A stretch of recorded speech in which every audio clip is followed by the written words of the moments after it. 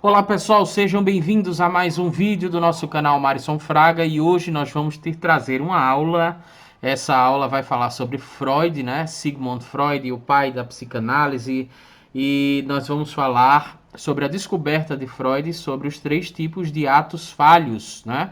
Talvez você já tenha ouvido alguém falar sobre ato falho. Eu particularmente ouço muito as pessoas falarem sobre ato falho, mas eu percebo rapidamente que quando elas falam sobre atos falhos, elas estão falando simplesmente sobre erros do cotidiano, mas não estão querendo, de fato, falar sobre o conceito psicanalítico freudiano acerca do que seria atos falhos, né? Então a gente vai falar sobre isso aqui. Freud descobriu que existem basicamente 3 tipos de atos falhos, e esses atos falhos seriam erros que nós praticaríamos no cotidiano, e esses erros, no fundo, estariam deixando à mostra algum conteúdo inconsciente que nós temos. Então, digamos assim, uma das vias, né, de acesso do inconsciente seria a interpretação de sonhos, e nós podemos considerar que uma das outras vias seria justamente observarmos os atos falhos que praticamos.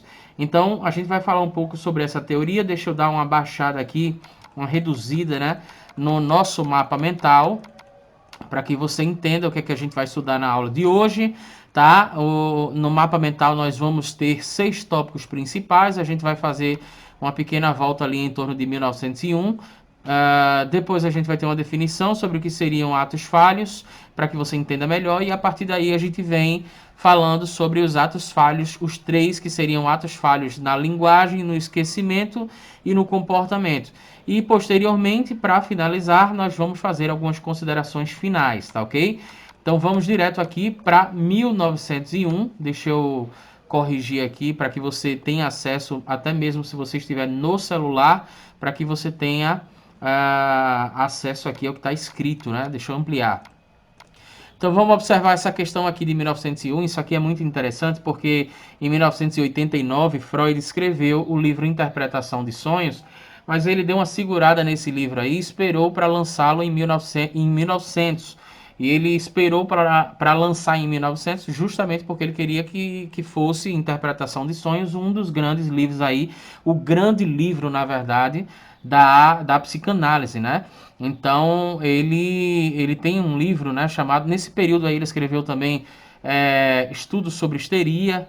Curiosamente, Estudos sobre Histeria, o Freud escreveu em conjunto com Joseph Breuer, aproximadamente no ano ali de 1895, por aí. Depois ele escreve Interpretação de Sonhos, que ele vai falar sobre o acesso do inconsciente.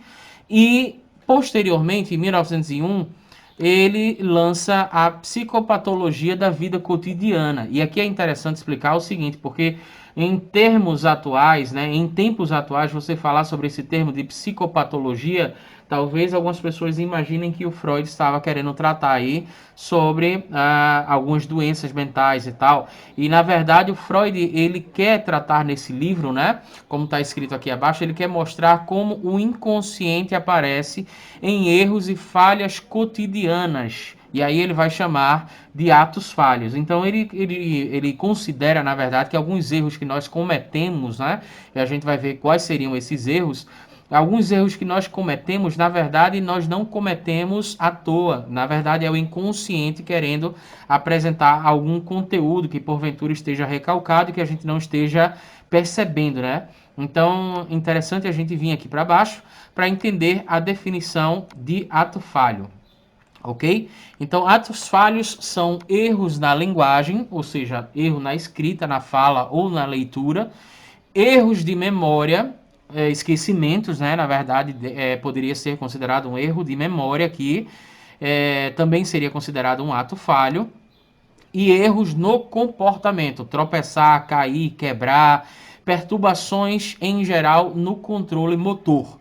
Todos esses erros, Freud vai defender a ideia no seu livro Psicopatologia da Vida Cotidiana. Ele vai defender a ideia de que esses erros, eles querem trazer algum conteúdo, alguma informação que na verdade está contida no seu inconsciente, você não percebeu, né, consequentemente. Tais erros não são apenas erros, falhas sem significados. se investigarmos o porquê de acontecerem, veremos que, por um outro ponto de vista, o erro é um acerto. Tá aí a explicação, uma definição interessante, né? Para que você entenda, quando nós começarmos a falar sobre os atos falhos em si, talvez fique um pouco mais claro para você. E é exatamente isso que a gente vai fazer agora, ok? Então vamos falar sobre os atos falhos na linguagem, né? Aqui está alguns exemplos, né? Então, por exemplo, atos falhos, exemplos de atos falhos na linguagem. O cônjuge que troca na sua fala o nome da esposa pelo da amante. Então, o cônjuge aí chamaria a esposa, né, pelo nome da amante. Isso seria um ato falho, na verdade. Né? A mulher, por exemplo, que persiste em chamar o atual marido pelo nome do ex-companheiro. Isso pode ter uma informação aí no inconsciente que é preciso investigar, né? O porquê que isso acontece. Esses erros, na verdade, acontecem. A gente tem uma crença popular de falar, quando a gente erra o nome, né? De falar assim, mas alguém... Eu não sei se você já ouviu alguém falar isso. Quando confunde o nome, diz assim, mas alguém está falando de mim, é por isso que eu agora utilizei o nome dessa pessoa. E, na verdade, para Freud, isso daí é um conteúdo inconsciente que ele está sendo trazido à tona, né? Confundir amigos, por exemplo, você encontrou com Roberto e chamou ele de Carlos. Então, o Freud, na verdade, vai entender no livro Psicopatologia da Vida Cotidiana, ele vem trazer essa interpretação de que possivelmente você deveria investigar o que é que está acontecendo aqui, porque você teria trocado o nome dos seus dois amigos, né? Agora, aqui é importante salientar o seguinte, que isso é uma teoria de Freud, e que com o avanço da psicologia, da neurociência, por exemplo, se ficou cada vez mais claro de que, de fato, é preciso uma investigação minuciosa, né? Existem várias justificativas para que esse erro possa acontecer. Então, os erros, na verdade, de linguagem, os atos falhos de linguagem, eles não devem ser seguidos, por exemplo, numa situação, como é que eu poderia falar? Eles não devem ser seguidos à risca, né? Eles não devem ser seguidos num sentido literal, digamos assim. No sentido literal que eu quero falar aqui é o seguinte, por exemplo, uma mulher que persiste em chamar o atual marido pelo nome do ex-companheiro, então significa que ela gostaria de estar com o ex-companheiro, isso não necessariamente seria verdade, né? Pode ser saudade do ex? Lógico que pode, mas também pode ser um cansaço mental, por exemplo, ou algo que a pessoa fez que levou a lembrar da outra, né? Então, algum comportamento ali que foi similar e levou a pessoa a lembrar da outra. Então, isso pode ter acontecido, não significa que existe uma traição aí. É importante a gente explicar isso porque com a mente cansada, por exemplo, de hoje em dia, né, dos dias atuais, as pessoas cometem muitos erros, então é preciso uma investigação, e é isso que eu quero que você entenda aqui. É preciso uma investigação para saber se aquele ato falho, ele quer realmente trazer algum conteúdo inconsciente, se realmente de fato foi um ato falho, né, considerado por Freud, né, e se ele quer trazer algum conteúdo inconsciente e qual seria esse conteúdo. Outro exemplo aqui de ato falho é na questão do esquecimento, por exemplo, né? Então, outro exemplo simples é quando nós nos esquecemos de ligar para alguma pessoa. Porém, se formos investigar, notaremos que seria como se o nosso eu não desejasse ligar. Então, se você teve que ligar para alguém e se esqueceu de ligar, talvez isso tenha sido um ato falho. Talvez tenha sido um ato falho, tá? Então não vai criar confusão com todo mundo que esqueceu de ligar para você e defendendo essa ideia de Freud, porque na verdade isso precisa de uma investigação. Aí é um psicanalista que estaria habilitado a fazer esse tipo de análise, né? Quando temos uma palavra que está na ponta da língua, talvez você já tenha ouvido falar nesse termo, né? Nossa, está na ponta da língua, eu não consigo lembrar. Eu quero lembrar de um termo, quero lembrar de uma palavra, mas eu não consigo lembrar. Então, quando temos uma palavra que está na ponta da língua, mas que nós não lembramos. Será que de fato estamos querendo falar sobre aquele assunto? Então seria um ponto aí a investigar. Os atos falhos, eles são interessantes porque ao invés de você ficar observando atos falhos de outras pessoas, uma sugestão que eu faço para você é que você investigue os seus próprios atos falhos para saber se não seria algum conteúdo inconsciente. É uma forma também de autoconhecimento, tá? Quando esquecemos um objeto na casa de alguém, será que o nosso inconsciente gostaria mesmo de ter ido embora? Então, você vai ver isso, se não me falha a memória, você vai ver isso muito forte no filme Sherlock Holmes, né? Um filme atual de Sherlock Holmes, esqueci inclusive até o nome do ator agora que faz esse filme, e tem uma cena que uma mulher sai da casa dele, vai pedir um serviço para ele, sai da casa dele e esquece, na verdade, um objeto lá. E ele chega a dizer que ela ter esquecido aquele objeto significa que ela não queria, que ela não gostaria de ter ido embora. Então poderia ser um ato falho no esquecimento aí, né, por exemplo. E agora a gente vai falar sobre atos falhos no comportamento. Então, eu quero trazer aqui dois exemplos, né? Um exemplo que inclusive tem no próprio livro da psicopatologia, o próprio Freud, ele percebeu isso aí, que ele cometeu esse tipo de ato falho, e esse foi um dos motivos para ele ter chegado a esse tipo de conclusão. Atos falhos no comportamento.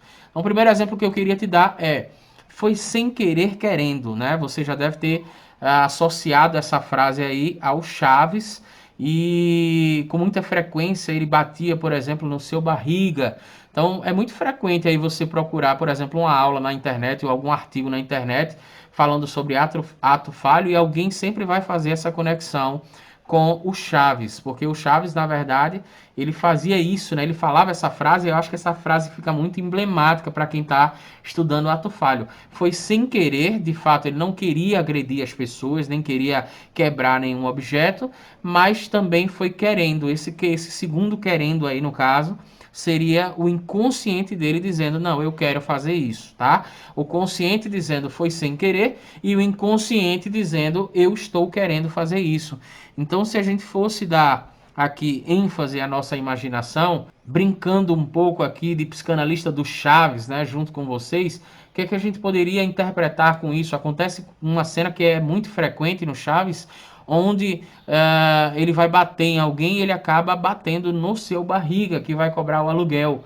Então, talvez se a gente fosse brincar de psicanalista do Chaves, né, sem ter a presença física do Chaves aqui nos respondendo, fazendo associação livre, mas apenas a nossa imaginação, o que a gente poderia supor aí no caso é que talvez fosse uma coisa muito curiosa, que o Chaves fosse o único da vila que não tivesse casa e que ele fosse justamente bater no camarada que tem as casas lá na vila, né? E que justamente vai cobrar os aluguéis. Então, será que não seria isso? Será que esse fato do Chaves bater no seu barriga não seria um conteúdo lá que está no inconsciente dele, ou seja, um desejo, na verdade, uma inveja que ele tem de seu barriga por ele ter tantas casas e o Chaves não ter nenhuma casa? Isso poderia ser investigado dentro da psicanálise a partir desses atos falhos, né, de comportamentos.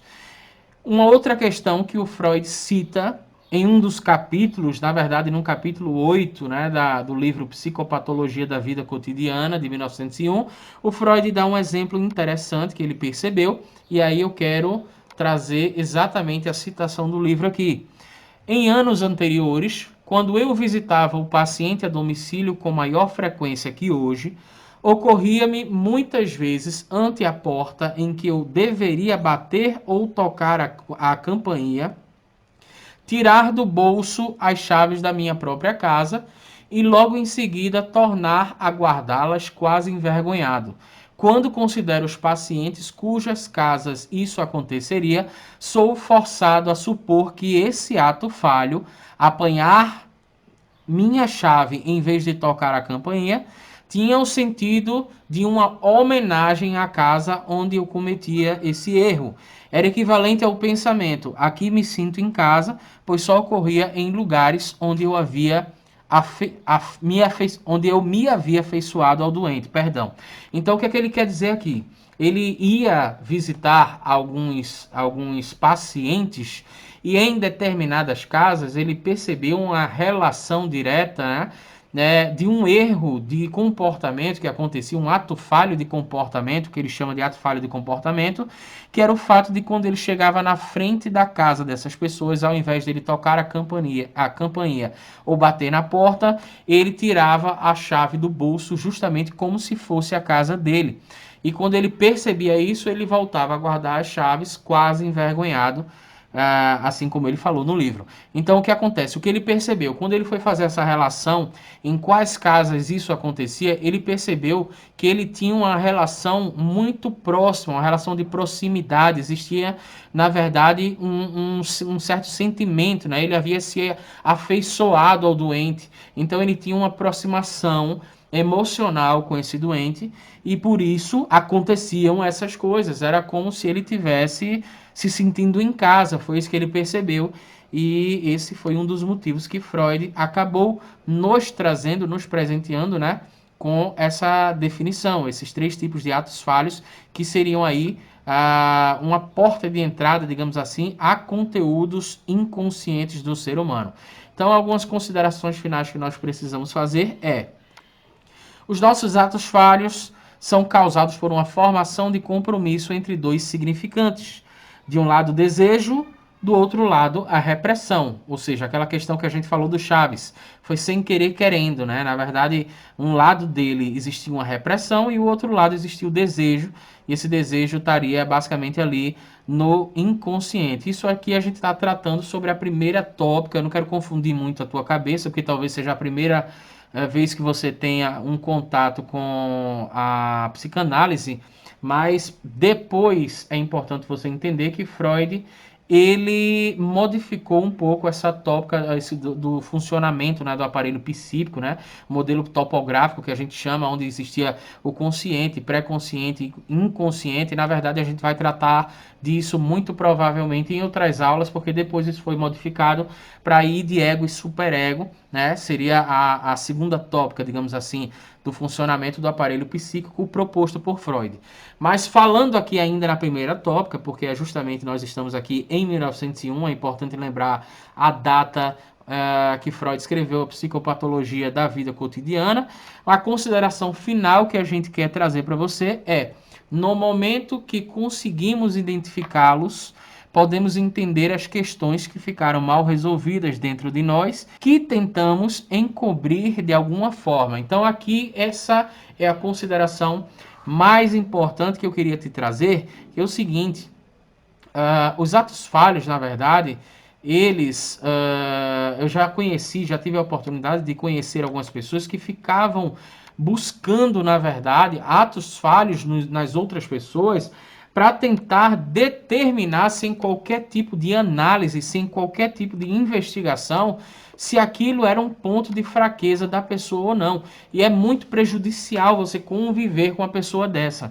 Então, a coisa mais importante que você tem para fazer, agora que você aprendeu atos falhos, é você identificar quais são os seus atos falhos, esquecer-os das pessoas, porque você não vai ter como, digamos assim, passar por um processo de avaliação para chegar a uma conclusão, na verdade, né? Até que ponto aquele ato falho quer dizer o que realmente você está imaginando que quer dizer. Então, o ponto principal aqui é você aprender esses atos falhos, quais são os 3 tipos, basicamente, e você observar os seus comportamentos e os seus atos falhos, porque quando você faz isso, também é uma forma de autoconhecimento e você vai, consequentemente, começar a aprender quais são os conteúdos que estão presos no teu inconsciente e aquilo que você ainda precisa vencer, aquilo que você ainda precisa superar, aquilo que você ainda precisa ressignificar. Então, eu espero que você tenha gostado dessa aula. Se inscreve no nosso canal e ativa o sininho, porque nós vamos te apresentar algumas aulas aqui Nesse mês de janeiro, nós estaremos gravando algumas aulas de neurofisiologia, né, que é um assunto um pouco mais ligado à neurociência, e também estaremos gravando alguns conceitos da psicanálise, e provavelmente a próxima aula vai ser sobre o que a gente falou agora no final, a diferença da primeira e da segunda tópica proposta por Freud, né, acerca do funcionamento do aparelho psíquico, que ele teve essa modificação durante os seus estudos e suas pesquisas aí. Então, no primeiro momento, ele veio trazer os conceitos de consciente, pré-consciente e inconsciente, e no segundo momento, ele vem trazer ali os conceitos de id, ego e superego. Então, possivelmente, a gente vai tratar isso nas próximas aulas, tá ok? Então, não deixa de se inscrever e ativar o sininho para que você tenha acesso às informações assim que a gente postar esse determinado conteúdo, ok? Um forte abraço, espero que você tenha gostado da aula e qualquer dúvida pode escrever aí embaixo que a gente vai ter o prazer de responder. Até mais e até o próximo vídeo, até a próxima aula.